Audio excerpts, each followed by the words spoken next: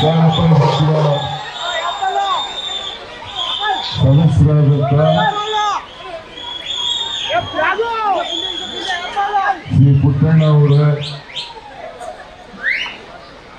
ಮಾಜಿ ಮೇಯರ್ ಶ್ರೀಮತಿ ಪದ್ಮಾವತಿ ಅವರ, ನಮ್ಮ ಪಕ್ಷದ ಅಭ್ಯರ್ಥಿ ಮನ್ಸೂರ್ ಅಲಿ ಖಾನ್ ಅವರ, ಬ್ಲಾಕ್ ಸಮಿತಿಯ ಅಧ್ಯಕ್ಷರಾದಂಥ ವೆಂಕಟೇಶ್ ಅವರ, ನಮ್ಮ ಪಕ್ಷದ ನಾಯಕಿಯಾದಂಥ ಮಂಜುಳಾ ನಾಯ್ಡು ಅವರ, ಸುನೀಲ್ ಅವರ,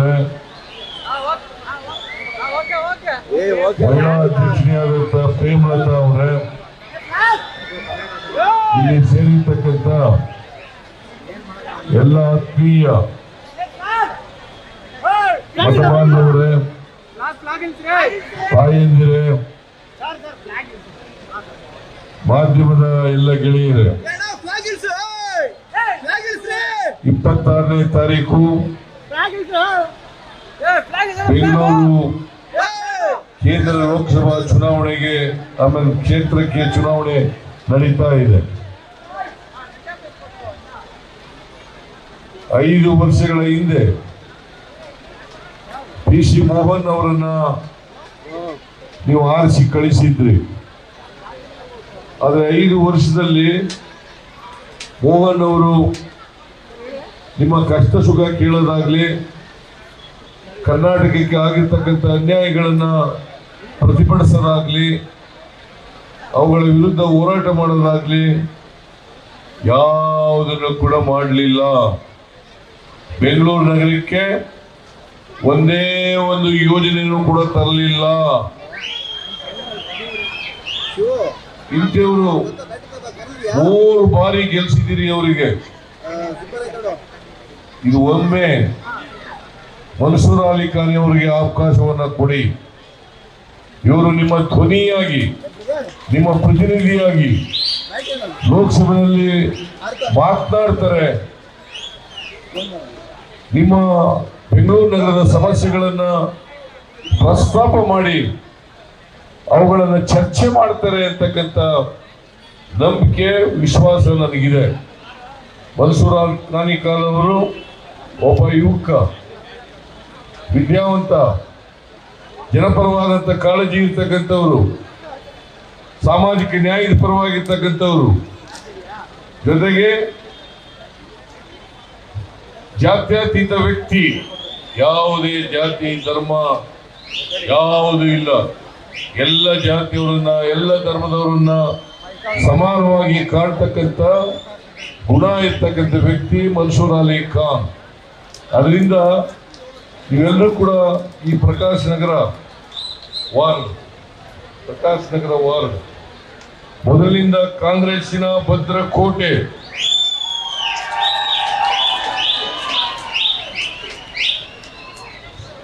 ಮನೆ ಮನೆಗೂ ಕರೆಂಟ್ ಫ್ರೀ. ಇಲ್ಲಿಂದ ಪದ್ಮಾವತಿ ಅವರನ್ನ ಆರಿಸಿ ಕಳಿಸಿದ್ರಿ, ಮೇಯರ್ ಮಾಡಿದ್ರಿ. ಪದ್ಮಾವತಿ ಅವರು ಈ ಪ್ರಕಾಶ್ ವಾರ್ಡ್ನ ಎಲ್ಲ ಜನರ ಕಷ್ಟ ಸುಖಗಳನ್ನ ಕೇಳಿ ಅವರಿಗೆ ಪರಿಹಾರ ಕೊಡ್ತಕ್ಕಂಥ ಕೆಲಸವನ್ನು ಮಾಡಿದ್ದಾರೆ. ಕಳೆದ ವಿಧಾನಸಭಾ ಚುನಾವಣೆಯಲ್ಲಿ ನಮಗೆ 136 ಸ್ಥಾನಗಳನ್ನು ಗೆಲ್ಲಿಸ್ಕೊಟ್ರಿ. ಇಲ್ಲಿ ಪುಟ್ಟಣ್ಣವರು ಸ್ವಲ್ಪದರಲ್ಲೇ ಸೋತರು. ಈಗ ನಿಮಗೆ ಅವಕಾಶ ಬಂದಿದೆ. ಮೋಹನ್ ಆಯ್ಕೆ ಮಾಡಬೇಕಾ, ಮನ್ಸೂರ್ ಅಲಿ ಖಾನ್ ಆಯ್ಕೆ ಮಾಡಬೇಕಾ, ಕಾಂಗ್ರೆಸ್ ಆಯ್ಕೆ ಮಾಡಬೇಕಾ, ಬಿಜೆಪಿ ಆಯ್ಕೆ ಮಾಡಬೇಕಾ? ನಾವು ಅಧಿಕಾರಕ್ಕೆ ಬಂದ ಮೇಲೆ 10 ತಿಂಗಳಲ್ಲಿ 5 ಗ್ಯಾರಂಟಿಗಳನ್ನ ಜಾರಿ ಮಾಡಿದ್ದೀವಿ. ಜನರ ಅಕೌಂಟ್ಗೆ ದುಡ್ಡನ್ನ ತಲುಪಿಸಿದ್ದೀವಿ. ಹೆಣ್ಮಕ್ಳೆಲ್ಲ ಫ್ರೀಯಾಗಿ KSRTC ಬಸ್ನಲ್ಲಿ ತಿರುಗಾಡೋ ರೀತಿ ಮಾಡಿದ್ದೀವಿ. ದೇವಸ್ಥಾನಗಳಿಗೆ, ಪ್ರೇಕ್ಷಣೀಯ ಸ್ಥಳಗಳಿಗೆ, ನಿಮ್ಮ ಹೆಂಡತಿ ಮನೆಗಳಿಗೆ, ತವರು ಮನೆಗಳಿಗೆ ಇವತ್ತು KSRTC ಬಸ್ನಲ್ಲಿ ಫ್ರೀ ಹೋಗ್ಬೋದು. ಹೋಗ್ತಾ ಇದ್ದೀರಿ ತಾನೆ? ಹೋಗ್ತಾ ಇದ್ದೀರಿ ತಾನೆ? ನಿಮಗೆ ಕಾಂಗ್ರೆಸ್ ಜ್ಞಾಪಕ ಆಗುತ್ತೆ ತಾನೆ? ನಿಮಗೆ 200 ಯೂನಿಟ್ ವರೆಗೆ ಫ್ರೀಯಾಗಿ ಕೊಟ್ಟಿದ್ದೀವಿ. ಯಾರು 200 ಯೂನಿಟ್ ಒಳಗಡೆ ಬಳಸ್ತಾರೆ ಅವ್ರು ಯಾರು ಕೂಡ ಬಿಲ್ ಕಟ್ಟಬೇಕಾಗಿಲ್ಲ. ಅವ್ರದ್ದು ₹1 ಬಿಲ್ ಕಟ್ಟಬೇಕಾಗಿಲ್ಲ. ಜೊತೆಗೆ ಒಂದು ಕುಟುಂಬಕ್ಕೆ ಒಬ್ಬರಿಗೆ 10 kg ಅಕ್ಕಿ, 3 ಹೊತ್ತು ಊಟ ಮಾಡಬೇಕು ಬಡವರು. ಯಾರು ಕೂಡ ಹಸಿದು ಮಲಗಬಾರದು. ಕರ್ನಾಟಕ ಹಸಿವು ಮುಕ್ತ ರಾಜ್ಯ ಆಗಬೇಕು ಅಂತೇಳಿ ಹಿಂದೆ ನಾನು 7 kg ಕೊಡ್ತಿದ್ದೆ. ಬಿಜೆಪಿಯವರು ಅದನ್ನ 5 kg ಇಳಿಸ್ಬಿಟ್ರು. ಅದಕ್ಕೆ ನಾನು ಹೇಳಿದೆ 10 kg ಕೊಡ್ತೀವಿ ನಾವು ಅಧಿಕಾರಕ್ಕೆ ಬಂದ್ರೆ ಅಂತ ಹೇಳಿ ಈಗ ಅಕ್ಕಿ ಸಿಗದೇ ಇರೋದ್ರಿಂದ ₹170 ಒಬ್ಬರಿಗೆ ಕೊಡ್ತಾ ಇದ್ದೀವಿ. ಕಾಸು ದುಡ್ಡು ಕೊಡ್ತೀವಿ, ಅಕ್ಕಿ ಕೊಡ್ರಿ ಅಂದ್ರೆ ಕೇಂದ್ರ ಸರ್ಕಾರದವ್ರು ಕೊಡ್ಲಿಲ್ಲ. ಈ ಮೋಹನ್ ಎಲ್ಲಿದ್ದೋ ಏನೋ ಗೊತ್ತಿಲ್ಲ ನನಗೆ. ಅಕ್ಕಿ ಕೊಡ್ಸಪ್ಪ ಅಂತಂದ್ರೆ ಕೊಡಿಸ್ಲಿಲ್ಲ ಬಿಜೆಪಿಯವರು ಯಾರು ಕೂಡ. ಬಿಜೆಪಿ ಸರ್ಕಾರ ಅಕ್ಕಿ ಕೊಡದೇನೆ ಮೋಸ ಮಾಡ್ಬಿಟ್ರು ನಮಗೆ. ಅದರಿಂದ ದುಡ್ಡು ಕೊಡ್ತಾ ಇದ್ದೀವಿ.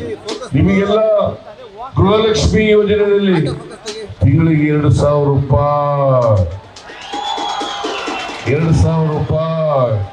ಯಾರು ಕೊಡ್ತಾ ಇರೋರು? ನಮ್ದು ಸರ್ಕಾರ, ಕಾಂಗ್ರೆಸ್ ಸರ್ಕಾರ, ಬಿಜೆಪಿ ಇಲ್ಲ. ನಿಮಗೆ ಈಗ ಕೊಂಡ್ಕೊಳ್ತಕ್ಕಂಥ ಶಕ್ತಿ ಜಾಸ್ತಿ ಆಗಿದೆ. ಅದಕ್ಕೆ ನಾನು ಒಂದು ನಿನ್ನೆ ರಿಪೋರ್ಟ್ ನೋಡಿದೆ. ದೇವಸ್ಥಾನಗಳ ಆದಾಯ 700 ಕೋಟಿ ಇತ್ತು. ಈಗ ಇದ್ದಕ್ಕಿದ್ದಲ್ಲೇ ಮುಜರಾಯಿ ದೇವಸ್ಥಾನಗಳದ್ದು 1,000 ಕೋಟಿ ಉಂಟಾಗ್ತದೆ. ಮುಜರಾಯಿ ದೇವಸ್ಥಾನಗಳದ್ದು 1,000 ಕೋಟಿ. ಯಾಕಂತಂದ್ರೆ ಮಹಿಳೆಯರು ಹೆಚ್ಚಾಗಿ ದೇವಸ್ಥಾನಕ್ಕೆ ಹೋಗಕ್ಕೆ ಶುರು ಮಾಡಿದ್ರು. ಫ್ರೀ ಬಸ್ ಮಾಡಿದ್ಮೇಲೆ ಹೆಚ್ಚು ಜನ ಯುವ ನಿಧಿ ಕಾರ್ಯಕ್ರಮ ಮಾಡಿದ್ರು. ಯಾರು ನಿರುದ್ಯೋಗಿ ಪದವೀಧರರಿದ್ದಾರೆ ಅವರಿಗೆ ₹3,000 ತಿಂಗಳಿಗೆ. ನಿರುದ್ಯೋಗಿ ಡಿಪ್ಲೊಮಾ ಹೋಲ್ಡರ್ಸ್ ಇದ್ದಾರೆ ಅವ್ರಿಗೆ ₹1,500. ಆ ಕಾರ್ಯಕ್ರಮನ ಕೂಡ ಜಾರಿ ಕೊಟ್ಟಿದ್ದೀವಿ. ದಯಮಾಡಿ ಇವತ್ತು ನಾವು ನುಡಿದಂತೆ ನಡೆದಿದ್ದೀವಿ, ಹೌದಲ್ಲ? ನುಡಿದಂತೆ ನಡೆದಿದ್ದೀವಿ. ದಯಮಾಡಿ ನಮ್ಮನ್ನು ಕೈ ಬಿಡಬೇಡಿ. ಮನ್ಸೂರ್ ಅಹಮದ್ ಖಾನ್ ಅವರಿಗೆ ಆಶೀರ್ವಾದವನ್ನು ಮಾಡಿ. ಹಸ್ತದ ಗುರುತಿಗೆ, ಹಸ್ತದ ಗುರುತು ನಮ್ಮ ಗುರುತು ಯಾವುದು? ಹಸ್ತ. ಹಸ್ತದ ಗುರುತಿಗೆ ನೀವೆಲ್ಲರೂ ಕೂಡ ಓಟ್ ಹಾಕಿ ಅವ್ರನ್ನ ಗೆಲ್ಲಿಸ್ಕೊಳ್ಬೇಕು.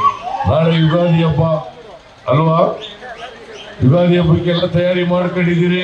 ಕಹಿ ಎರಡನ್ನೂ ತಿಂತಕ್ಕಂಥ ದಿನ.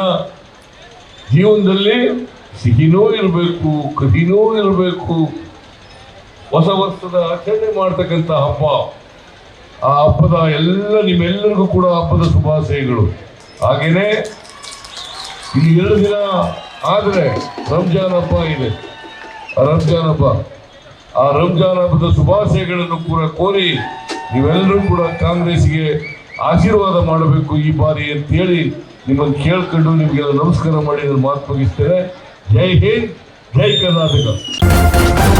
ನ್ಯೂಸ್ ಫಸ್ಟ್, ನಿರ್ಭೀತಿಯಿಂದ ನಿಮ್ಮ ಪರವಾಗಿ.